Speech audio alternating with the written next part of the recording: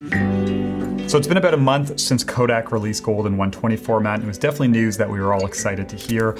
Having another and also more affordable color negative film option is amazing, but what I've been most curious about is how this film compares to Portra 400, which is one of my favorites. So today in this video, that's exactly what we're going to be exploring.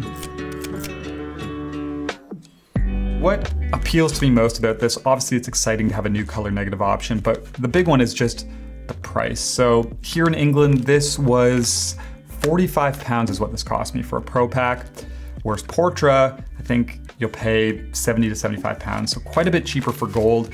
And I really wanted to go out and shoot some of it and just see if it could potentially replace Portra as an option when it comes to color negative for me.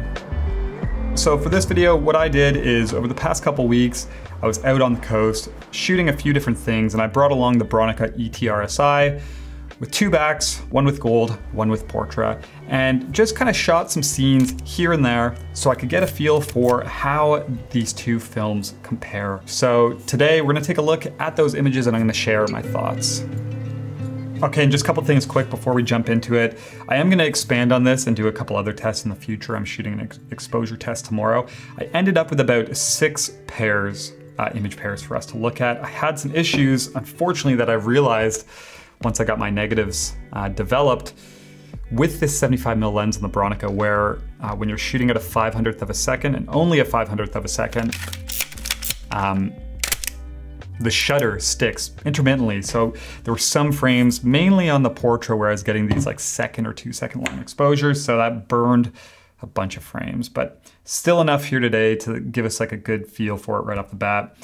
And then also what I'm looking for in this, you know, when we're dealing with color negative film and we're scanning it and we're converting it, the reality is that there's so much variation that can happen. So if 5 of us took a roll of Gold, shot the exact same frames at the same time and went our own ways and got it developed and scanned it ourselves, there's a good chance we'd have 5 different looking images just because of the software and the scanners and all these different things we're using, just also how we edit. So what I'm looking for really is how these two films compare when just approaching it how I normally would with my kind of workflow and process.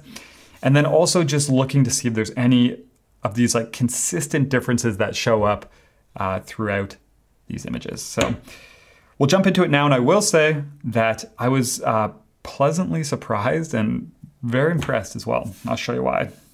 Okay, as we jump into this, very quickly, these were scanned on the GFX 100 with a Pentax 120 macro. My computer's gonna hate me as we do this. I'm sure the fan will be screaming, so sorry for that. And then these are all converted using Negative Lab Pro. But a couple quick image examples of the Gold.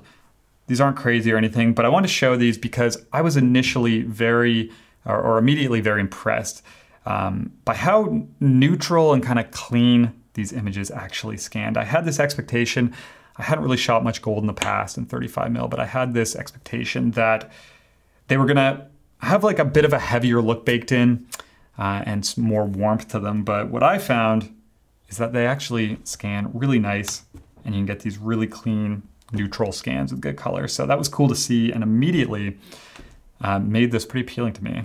It's definitely a film I'll shoot more of. And there are these differences you'll see as we jump into these comparisons here, but they're not as extreme as I thought they were going to be. So first up, we have Gold on the left. Make sure I got these selected properly. Let's go back here for a sec.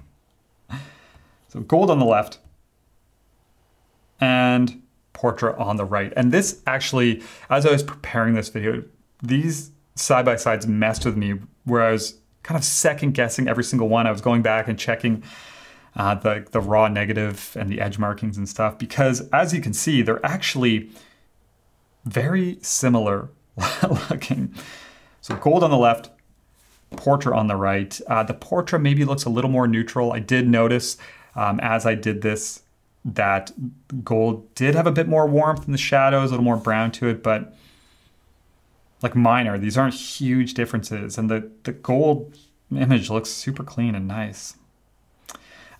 Some colors, like saturated colors, I found on the Portra were punchier. You can see like this blue here, a little punchier on the Portra side, but these are definitely minor differences. So impressed. Okay, another one. So gold on the left, Portra on the right. Again, so close, both of these. You can see gold, a little more warmth in this roadway here. Seems a bit more neutral on the Portra side. Overall look though is very similar. If we go to this like life preserver ring here, again, you'll see this like red or this orange, a little punchier on the Portra, but those are the standouts so far, is this little less warmth on the Portra side, little punchier, but minor differences. Okay, gold on the left, Portra on the right. This one is so incredibly close to the point where I had to go back and check like 3 or 4 different times. Overall look is so similar. Even the greens of these trees. The only thing that's really standing out to me much is the blues kind of in this barrel. Again, maybe a little punchier on the Portra side. Yeah, impressed, very impressed. Okay, a couple more here to look at. So again, gold on the left, Portra on the right. This one was really interesting. So this was a backlit snare. I was actually flagging the sun off with my hand, and I was curious to see how gold would do in this situation where obviously it was going to have these really intense highlights up in the clouds. And I mean, both images look so similar. A little more neutral. Again, if we look at these like stones here from the Portra image, the gold is a bit more brown, maybe a bit more kind of warmth to it. But even if we go down here to this like track area that obviously has these intense highlights, both films handle it great. The gold is maybe blooming a little more, but like not to the point. I honestly thought I was going to see differences between these two where I was like, the gold looks good, but I wouldn't want to give up this in the Portra. And I mean, I'm not seeing that. Okay, and then last one, gold on the left, Portra on the right. This one is so similar.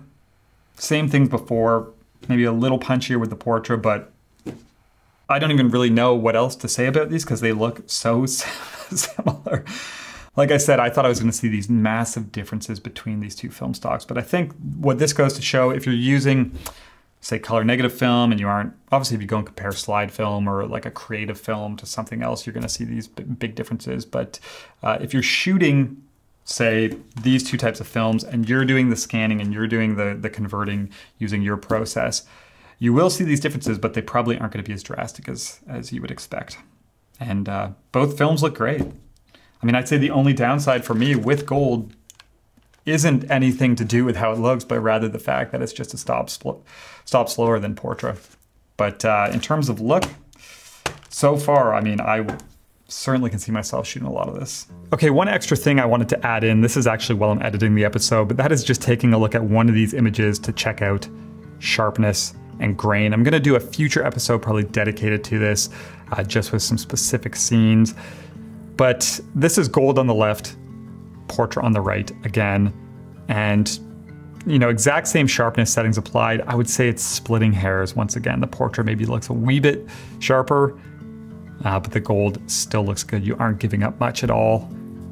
And then obviously Portra's a 400 speed film, very fine grained. I've always been super happy with it in medium format. But the gold, it looks good. Maybe a little bit grainier if we look up in the sky here than the Portra, but again, it's not this drastic difference. Okay, so to wrap things up, honestly really impressed with how this turned out. I didn't have much experience shooting gold in the past. I shot a couple rolls in 35mm format, but like I said before, it's so hard to judge characteristics of a film stock based off of scans you see online because they always look so much different. So it was cool to shoot these back to back, you know, approach them how I usually would with all of my work and just see that, you know, yes, gold's a little bit different, maybe not as neutral as Portra, but absolutely not something that has this heavy look baked in that isn't going to give me much room to work. So I could see myself shooting quite a bit of it moving forward. You know, it was nice to pay 45 pounds for this and not 70. And excited to just kind of work with it and understand it a little bit better. The film exposure test is going to be a big one. But yeah, loving it so far and cool to have another option. huge news, especially considering it's a cheaper option as well. So I'm really excited about this and curious to kind of see how I get on with it as I shoot some more. Anyways, hope you enjoyed this and that it helped as always. Like I said, I'm hoping to have that film exposure test up maybe 3 weeks time from now. And that I'm actually really excited to see. So anyways, until then, thank you as always for watching, and I'll see you soon.